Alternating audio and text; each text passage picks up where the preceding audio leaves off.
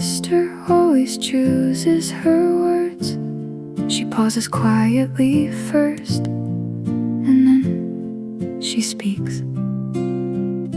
Whenever she speaks, I recognize something deeply true in her voice. Do not rush. Being honest with your own emotions is the most important thing. Her advice is always gentle, but it moves my heart. When she listens, she shows patience. When I share an opinion, she takes time to consider it. Her opinion is always sincere and genuine. I hope I will one day have the calm and mature nature she has. She encourages me, and she truly does concern herself with my future. One evening, she quietly remarked, "A person can care for others only after they understand themselves." Her quiet but steady words stayed with me. Affection filled my chest gently.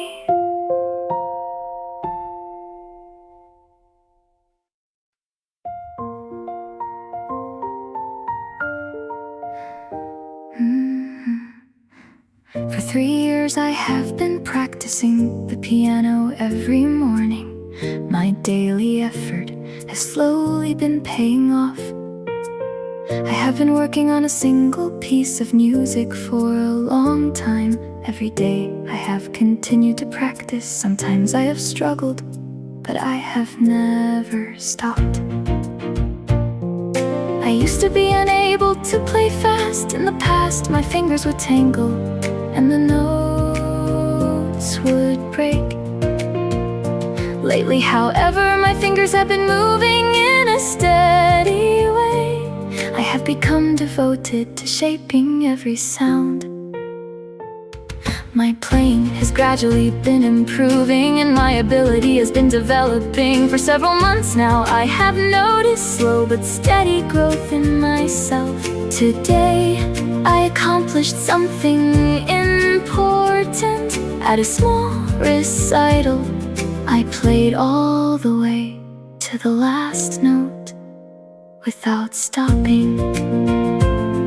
That small achievement was the quiet result of all the time I had spent practicing.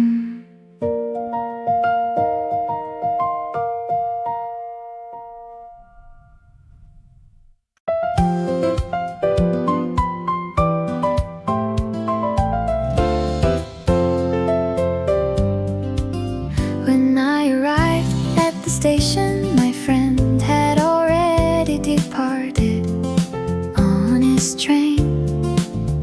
I caught my breath and sat down on the bench, feeling exhausted. Actually, I had left home late. The road had been under repair for some time, and I had not known the detour. Meanwhile, my friend had reached the station on time. The staff said he had boarded the train only a few minutes before. I had not been able to spot his face in the crowd. I felt sorry, but there was nothing I could do. I had to wait for the next train. Then my phone rang. He would get off at the next station and come back for me. I realize now that he has always shown this gentle kindness. On a small bench in front of the station, I sat waiting for him.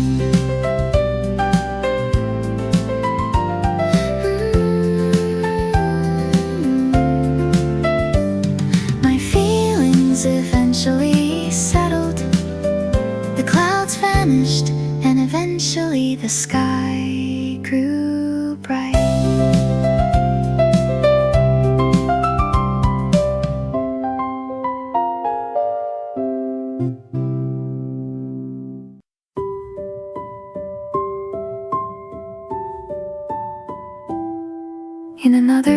5 years, what will I accomplish? Will I have reached my goal? My ambition is not great, but I hope to contribute quietly to the lives of others. Perhaps 5 years from now, I will have found a clearer sense of purpose. Daily progress will have quietly become a single path. By then, I will have gathered many small achievements, and I will have been seeking many things. My courage will have grown through small choices. I will have become a little more mature. A grand prospect is not always needed. I want to be someone who can fulfill small goals. My future will likely be opening quietly before me, and I do believe that now.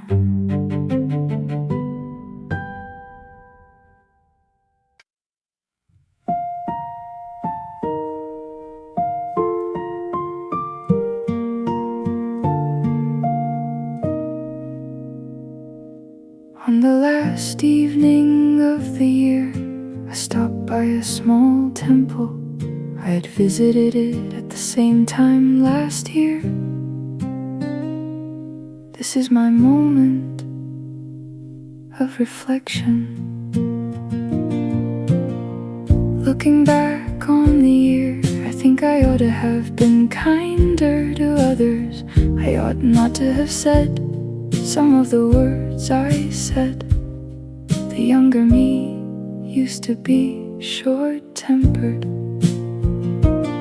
I used to snap at my sister almost every day. Whenever I recall that, I feel ashamed. But my sister would always respond with quiet patience. In the new year, I want to be more modest. I want to express more gratitude to my family. I want to adopt a small habit, to rise a little earlier and breathe deeply. The temple bell rang.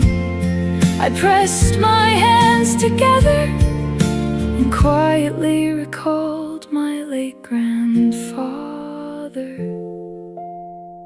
He used to say, a person does not need to speak many words.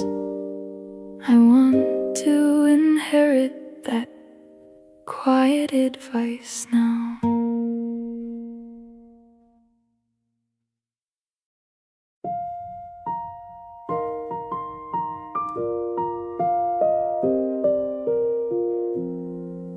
That day I hesitated in front of a small shop. Should I buy the red gloves or not? It was a moment of quick decision. Now I think I should have bought them. I ought to have made my decision earlier, in time for my sister's birthday. The next day I returned, but the gloves were already gone. The shopkeeper said, yesterday another customer had bought them. I did not confess my regret to my sister. She seemed not to mind and simply smiled at me kindly. Perhaps I should have been more honest, but she had already forgiven me. In that small moment, her maturity became clear. A person may regret, yet be saved by another person's affection.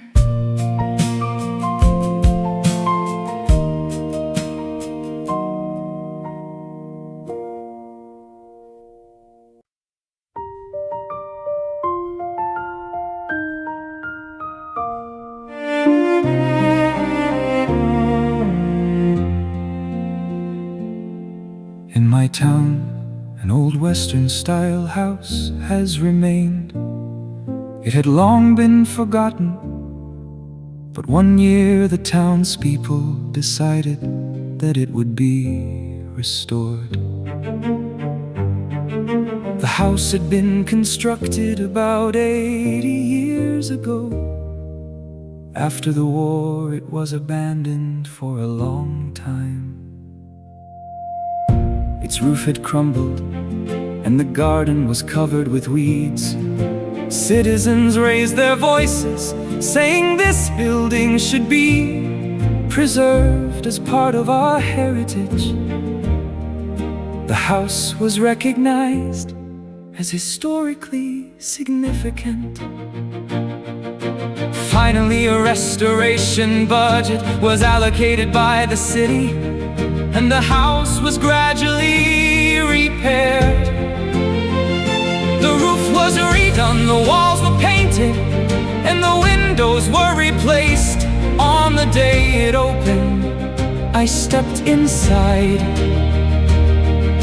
In its old pillars, traces of the past were carved. Through the efforts of local people, the old building was given a new life.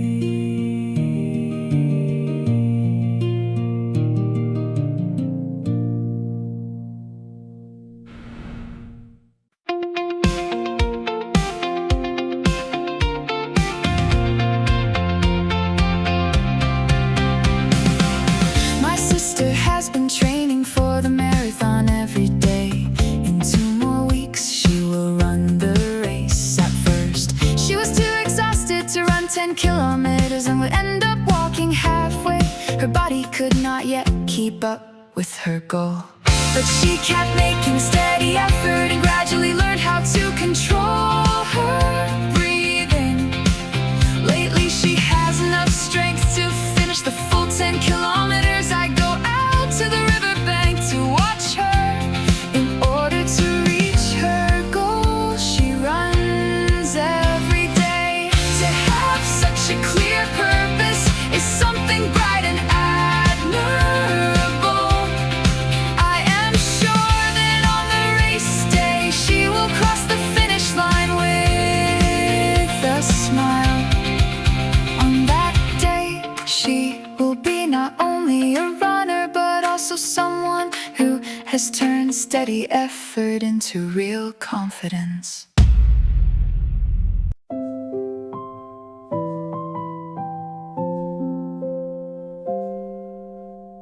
Deep in the drawer of my father's desk, I discovered an old diary. He seems to have been writing for a long time. I hesitated to open it for a moment. I held my breath. Reading it would mean entering the private world of my father's heart, but I could not avoid the temptation. I picked it up and began reading each line. In his youth, my father had been composing poetry. In every word there was a joy in life, but also a small regret at the bottom of his chest.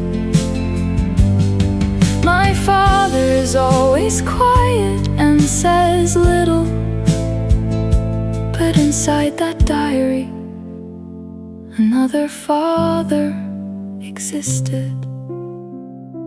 I quietly returned the diary and closed the drawer.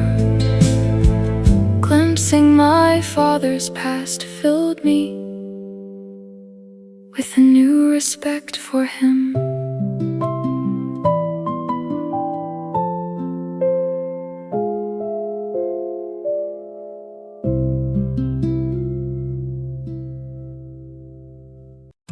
On my way home, I was walking through the town. Though I was tired, my steps felt light. Passing through a narrow alley and crossing a small plaza, I felt the atmosphere of the town. The street lamps cast gentle shadows, and I walked on, leaving the butcher's shop behind. I saw the bakery sign glowing, a rich scent drifted out, and my mood began to improve. Near home I happened upon an old friend. Seeing me, he waved and laughed. The encounter was an unexpected joy. Exchanging a few words with him, I felt the day's tiredness vanish completely. Walking through the town,